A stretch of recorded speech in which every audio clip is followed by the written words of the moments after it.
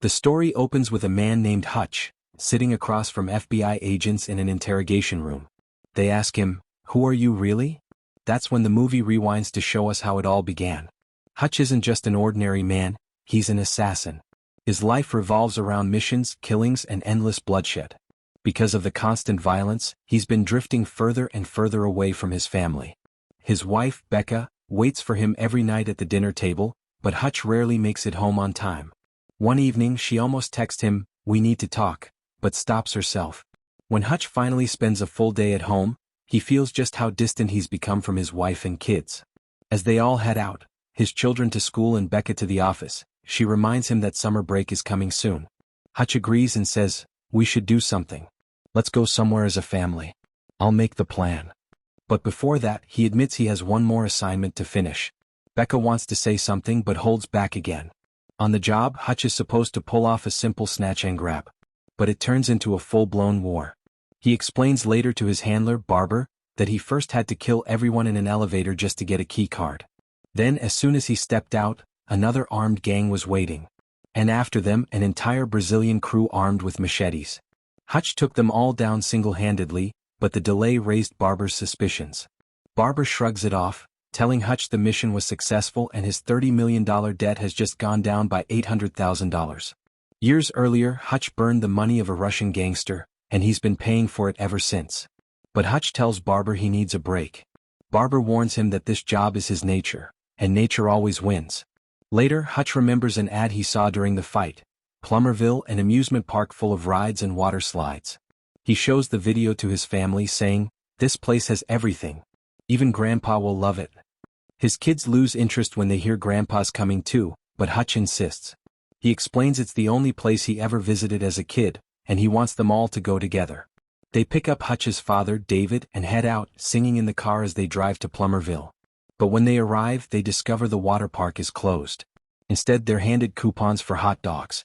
At the stand, Hutch remembers eating there with his brother Harry as kids, but now the sheriff is sitting in the same spot, glaring at him. The tension rises until Hutch takes his hot dogs and leaves with his family. They move on to the arcade, where Hutch's son Brady wins a stack of tickets and generously gives them to some girls. One girl's boyfriend doesn't like it. He picks a fight, even ripping apart Hutch's daughter Sammy's toy. Brady stands up to him and fists fly until the arcade manager breaks it up. Hutch tries to calm things down and Becca insists they should just leave. But as they're walking out, the manager smacks Sammy on the head. That's it for Hutch. He turns around, unleashing his real self. One by one, he dismantles everyone inside, finishing with a slap across the manager's head. The whole family gets hauled into the police station afterward. Brady whispers to his dad, "What you did back there was awesome," but Hutch doesn't see it that way. Inside the sheriff's office, Hutch comes face to face with Wyatt, the man who controls the whole town. The boy from the arcade turns out to be Wyatt's son, and Brady had injured his pitching arm during the fight. Hutch explains calmly, "One of those men smacked my daughter. If you were me, what would you have done?" Wyatt lets him go, but the sheriff quietly tells his officers to keep an eye on Hutch. At the hotel, Becca lashes out, asking why Hutch had to let his darker side out. She worries Brady is already becoming too aggressive. She demands to know what Hutch brought in his work bag, expecting weapons, but inside is only a bottle of wine, the same wine from the night they first met. That softens her. She hugs him and admits she always knew who he really was. The next day, the family spends time playing games while David stays at his old lodge. Hutch notices a police officer secretly taking pictures of them. Later, on a duck boat ride, he sees the same officer again, this time with a crew of thugs. Hutch quickly gets his family onto another boat, claiming he has a stomachache, and boards a different one. The officer follows him aboard. Once the ride begins, they corner Hutch. The tourists, all wearing headphones, don't notice the fight breaking out. In the struggle, the officer slashes Hutch's finger clean off, and a fish swallows it as it falls into the water. The thugs throw him overboard, but Hutch climbs back up, furious, and tears through them all, brutally dismantling the officer in front of everyone. Hey everyone! If you're enjoying the videos and want to keep seeing more, make sure to hit that subscribe button and turn on the notification bell so you never miss an upload. We're on an exciting journey to reach our first 1,000 subscribers, and every single one of you can help make it happen. Your support means the world to me, and it's what keeps this channel going strong. So smash that subscribe button, join the family, and let's reach this milestone together. Afterward, Hutch calls his brother Harry and explains what's happening. Harry reveals that Plummerville wasn't a vacation spot, it was an old trade route, and their father had taken them there for a mission. He warns Hutch that the local police are tied to the syndicate. Meanwhile, Wyatt and the sheriff prepare to move a shipment. Wyatt hopes to deliver it and finally pay off his father's debt, but their boss, a ruthless woman named Lendina, has other plans. Lendina believes the debt never ends. She orders the sheriff to bring her something Wyatt loves most. The sheriff kidnaps Wyatt's son Max, planning to hand him over. Before that can happen, Hutch shows up. He lights a flame and threatens the sheriff, "I'll burn everything down right here. And if anything happens to that shipment, Lendina herself will destroy you. Leave my family alone and I'll walk away." The sheriff hesitates but eventually agrees. As Hutch leaves, he locks eyes with Max, who silently pleads for help. Hutch forces himself to walk away, gets into his car and drives off. But he can't do it. He turns back, storms inside and fights his way through everyone.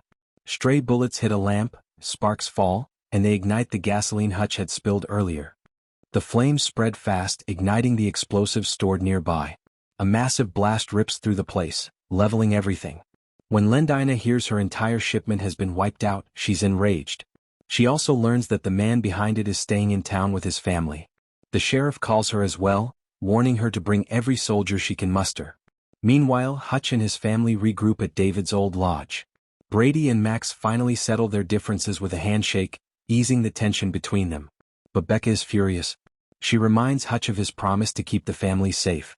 Filled with regret, Hutch tells her she should take the kids and leave him behind. But Becca shakes her head. "You're my husband, the father of my children. Whatever happens, fix this." Hutch goes straight to Wyatt. Wyatt attacks him on sight, convinced Hutch burned the shipment.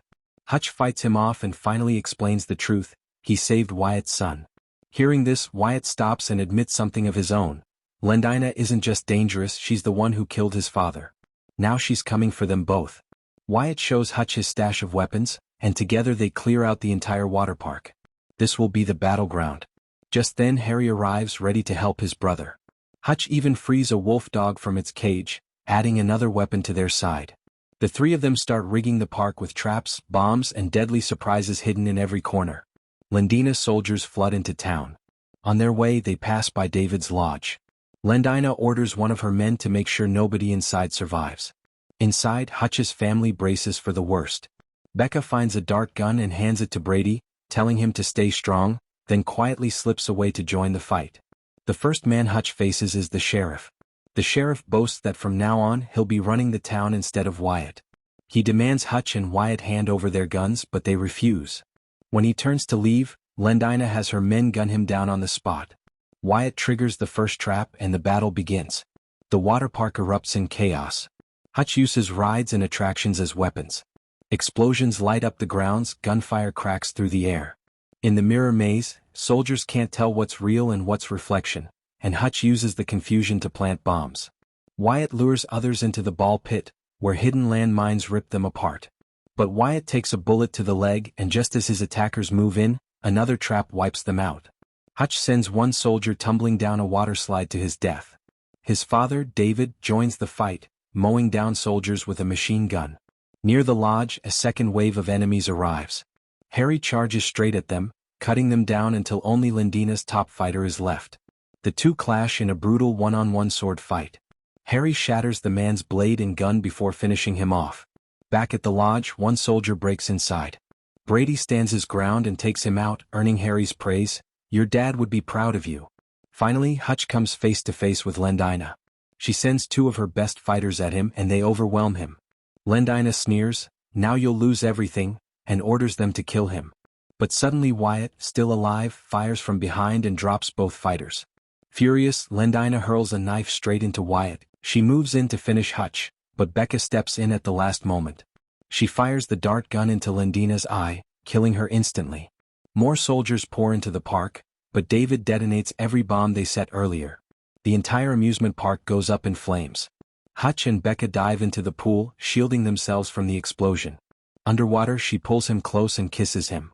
And then, just like at the beginning, Hutch finds himself back in an FBI interrogation room with Becca at his side.